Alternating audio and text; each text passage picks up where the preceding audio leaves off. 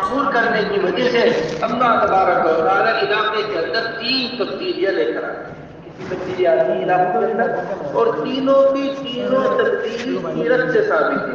تینوں کی تینوں تبدیلی سنت حضور اکرم صلی اللہ علیہ وسلم کی مبارک حضرات صحابہ رضی اللہ اجمعین کی زندگیوں سے ثابت ہے. سب سے پہلی تبدیلی آتی ہے انفرادی زندگی بدلتی ہے. نمبر دوسری تبدیلی آتی ہے گھروں کا ماحول تبدیل ہوتا ہے. نمبر تیسری تبدیلی آتی ہے کہ پورا علاقہ ایسا بن جاتا ہے جیسا حضور اکرم صلی اللہ علیہ وسلم کی مبارک بستی مدینہ منورہ. 3 تبدیلیاں. سب سے پہلی تبدیلی کیا ہے؟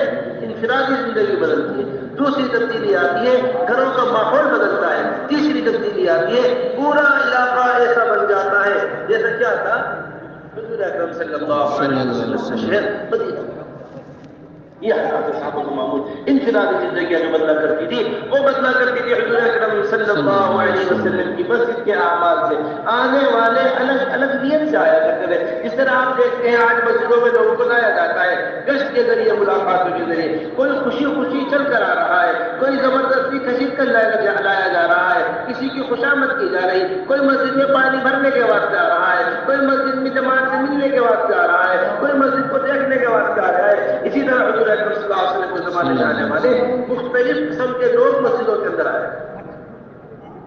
کوئی آ رہا ہے حضور اکرم صلی اللہ علیہ وسلم کو دیکھنے کے واسطے, کوئی آ رہا ہے نعوذ باللہ حضور اکرم صلی اللہ علیہ وسلم کو قتل کرنے کے واسطے, کوئی آ رہا ہے حضور اکرم صلی اللہ علیہ وسلم کے پاس بات قبول کرنے کے واسطے, کوئی زبردستی لایا جا رہا ہے.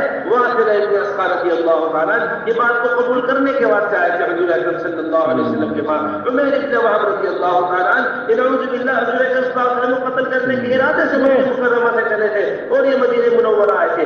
اکرمہ ابن ابی جہل مکے میں آئے, حضور اکرم صلی اللہ علیہ وسلم کے پاس مکہ فتح ہو گیا ہے, یہ ماحول کو دیکھنے کے واسطے آئے تھے. ثمامہ ابن اساد رضی اللہ تعالیٰ عنہ یہ زبردستی کھینچ کر لے کر آئے.